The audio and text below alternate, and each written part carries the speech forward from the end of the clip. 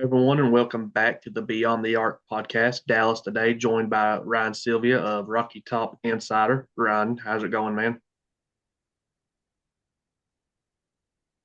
I'm doing good, man. I appreciate you having me on. Sad we can't get Levi in here too, but good to be here. Yeah, I will definitely miss Levi, but yeah, today we're going to be discussing the Lady Vols and just the roster they've built for this upcoming season. I know, first of all, Ryan's want to ask. There are a handful of the girls on the teams. Smichael, Eads, and Peterson are the three names that come to mind, coming off some pretty serious injuries. How exactly does the staff evaluate that, Mhm. and could that be a worry with the style of play and how fast you have to cut, et cetera, down the line? I'm not sure if it's something I'm worried about with the style of play. Of course, you go from, player to player, some of them more recent injuries, some of them more serious injuries.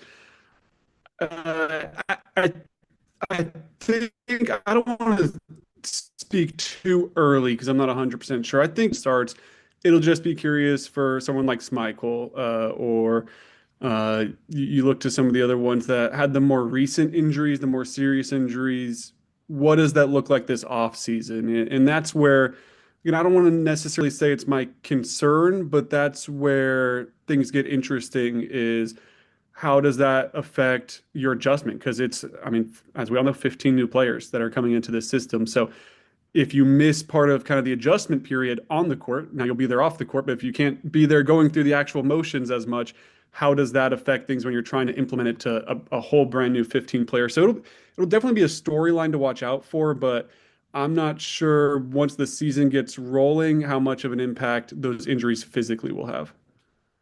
Okay, that sounds kind of settles the nerves a little bit for some fans because I know it's a pretty big concern among about the injuries. But then you mentioned the whole entire roster being brand new. I mean, Coach Caldwell mentioned that how she fell victim, kind of, or the staff did, to the star watching last season. They've just brought in the most highly ranked players, and obviously the first season there that was kind of assembled by Kelly Harper. Is this the best roster, in your opinion, that Kim Caldwell has had for her style of play so far at Tennessee?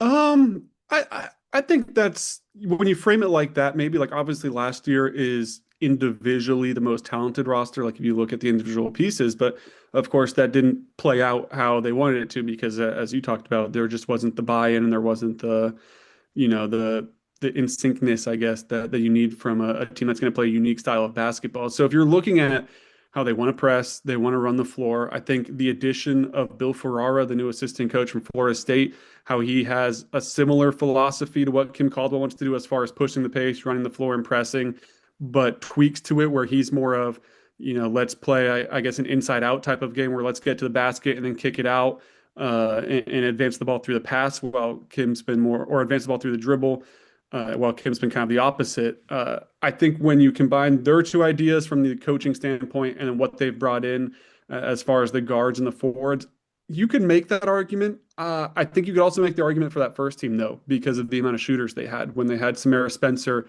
who came along as a really nice shooter, when they had Joel Spear, who was a knockdown shooter and someone that came up clutch a lot from range. I think that team, you could certainly make an argument, fit the style of play a little bit more from a shooting perspective. But there's still more shooters on this year's team than there was last year's team, this past year's team. And I think defensively, it probably fits a little bit better than that first year as well, because you've got a lot of players that have backgrounds of being really physical, quick defenders. It's just the question is the height. How is that going to translate? That first year you had, the Z Spearmans, the Julian Hollingsheds. This year, it's going to be interesting how the height stacks up when you get into SEC play. But of course, within the system, you hope that you can cover some of that. Yeah, definitely. And you mentioned the addition of Bill Farrar, and they actually added a few more coaches on staff. Do you think there's going to be any sort of tweaks to the system? Is there going to be anything that we haven't seen yet from it this upcoming season?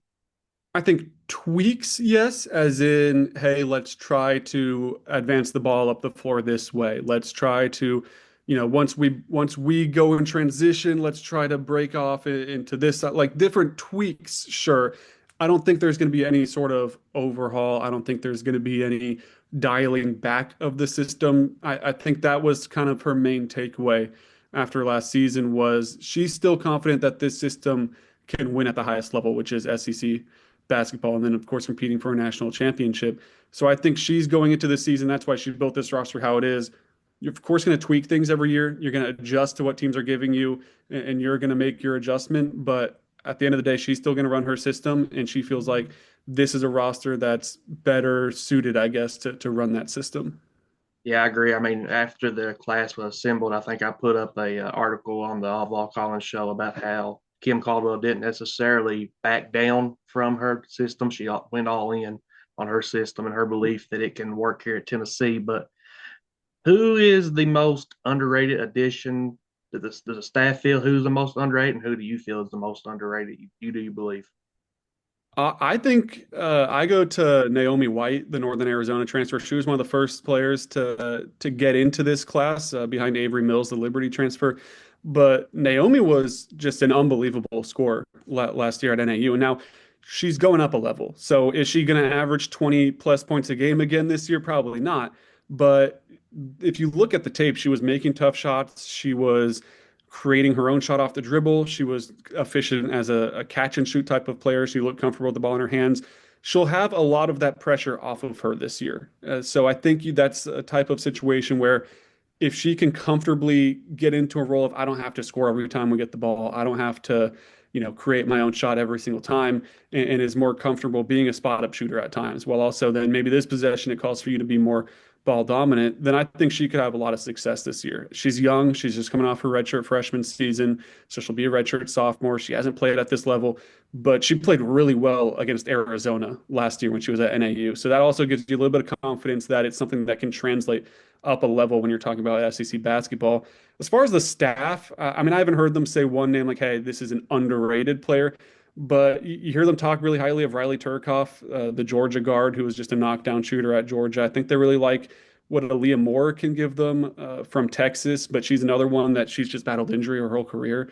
So she's kind of been forgotten about nationally the last couple of years after she was an all Big 12 member at Texas a few years ago, just because she's been injured. She didn't play all of last season.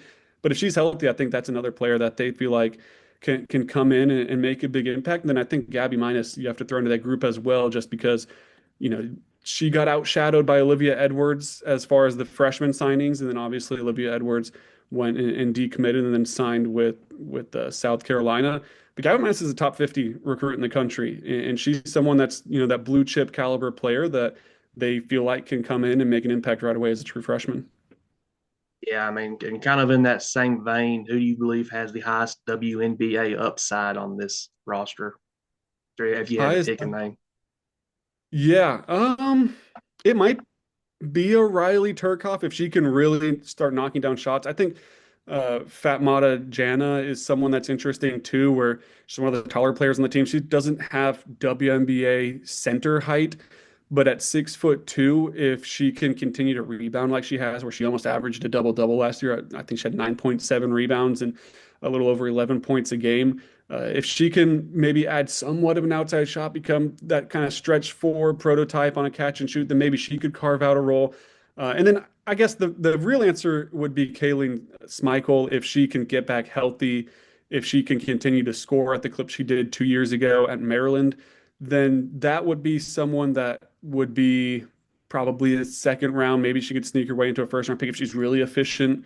But those are, I guess, would be the three names: Kayleen Smeichel, Fat Meta, Jana, and then Riley Turcoff would be, I guess, the three with the most WNBA upside as far as their ability to score the ball, but also their ability to impact the game in other ways, like Fat Meta certainly does.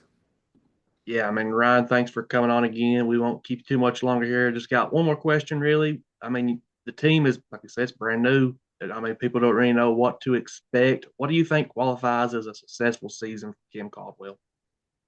I mean, yeah, she's got to get back on track as far as almost you just want to say the vibes, right? Like if you look at the Yeah, first year that the team she had, they finished with the same SEC record as this past year. Now, the schedule didn't help her last year, where it was so backloaded that you really started to see these losses stack up against each other, and there wasn't a lot of room for, okay, well, this is the get right game. You're playing one of the worst teams. Yes, it was just heavy hitter after heavy hitter, and then all of a sudden you look up and you've lost 8 straight games, and there's turmoil going on across the from different players, and it just ended up being a total disaster. And so you get into a position where instead of having that same SEC record and being a 5 seed, you have that same SEC record and then some really ugly losses mixed in there too, which certainly don't help your NCAA tournament standing. And you're a 10 seed, and you're really behind the eight ball there as far as just winning that first game. So I think we'll see what the schedule looks like. We'll see how that unfolds. You hope it's not as backloaded as it was this past year, but if you can spread out some of those losses,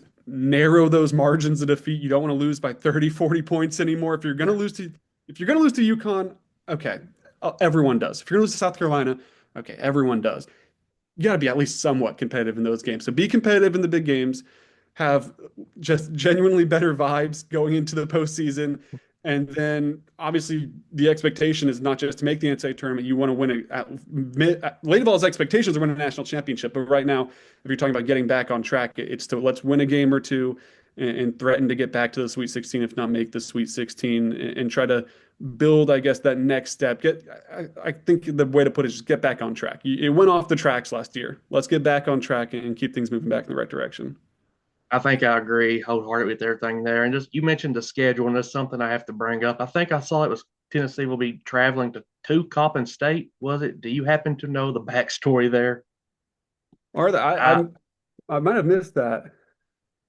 Did it they was might because they had to schedule. Yeah, you're right. Okay. Yeah, was they're it going Coppin to State? Coppin State on November 5th. Yeah, you're absolutely right. Yeah, I would assume the backstory there. I think they played them last year, so I guess that was a quick. We got to fill in the schedule, so let's make a compromise real quick, even if it means you're going on the road. Yeah, I mean, I saw that. It kind of caught me by surprise. I mean, the MTSU when they went down to MTSU, that kind of makes sense. I mean, ends, but it Yeah, just the Coppin State kind of came out of and that was nowhere. a I thought, 4 year deal. I guess yeah, yeah. But anyway, yeah, Ryan, that'll be it. There's see a little bit more. It's an interesting thing now with how you kind of have to fill in your schedule and come to these deals where you've seen a couple teams go to, not traditional power four away game locations for out of conference play. yeah. And as someone who lives close to EKU, let's get EKU on the schedule here pretty soon. Let's take a trip to Richmond, just personally. Okay. Um, Yeah, uh, sure. Ryan, thanks for coming on again today and joining us. You got anything you working on down the line for Rocky Top Insider you want to plug? Yeah, now we've got, of course, baseball and softball season are wrapped up. So kind of turning the attention, a lot of football recruiting stuff going to be coming up as, that class looks to get, a couple of heavy hitters in there to try to move up the rankings. And then before you know it, it'll be football season. So just kind of stick with us throughout the summer as we get you prepared for fall camp. And then once we get to fall camp, we'll really hit the ground running. Put you on the spot here. Who gets the starting quarterback on day one? Faison Branding or George McIntyre? I was a Faison guy going into the spring, so I feel like I can't, after all the buzz that's kind of come out and watching them at practice, which now we don't get to watch too much. So it's not like I've sat there and watched every rep they've had this practice. But from what we've seen, I feel like I can't switch up on my initial pick of Faison Brand. So I'll roll with that. I'm personally a George guy, but it was the hype video, the commitment video that just it kind of sent chills down my spine. But Yep. anyway, thanks Ryan for joining us, and we hope to have you back on soon. Yep. I appreciate it, man. Thank you. No problem. Let me see if I can figure out how to exit you out of here without canceling this because I actually have a yeah, I found it here. Thanks, man. Everybody, thanks. All right, so yeah, that was Ryan Sylvia of Rocky Top Insider. I have written down here we have our first ad read for Beyond the Arc. I'm hoping I don't absolutely butcher this. Um, we actually have became an affiliate with in the lab for the silent basketball. So parents, you know the sound, the basketball bouncing through the house all day long.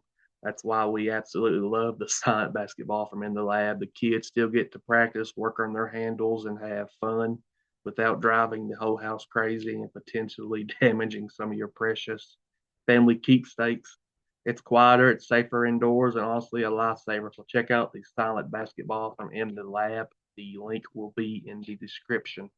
But anyway, that's again Ryan Sylvia from Rocky Top Insider. I want to thank him for coming on. Sad that we missed Levi today, especially it being Pride Month. I know that's something very deep in his heart. So, Levi, happy Pride Month. But anyway, go Vols, and we'll see you next time.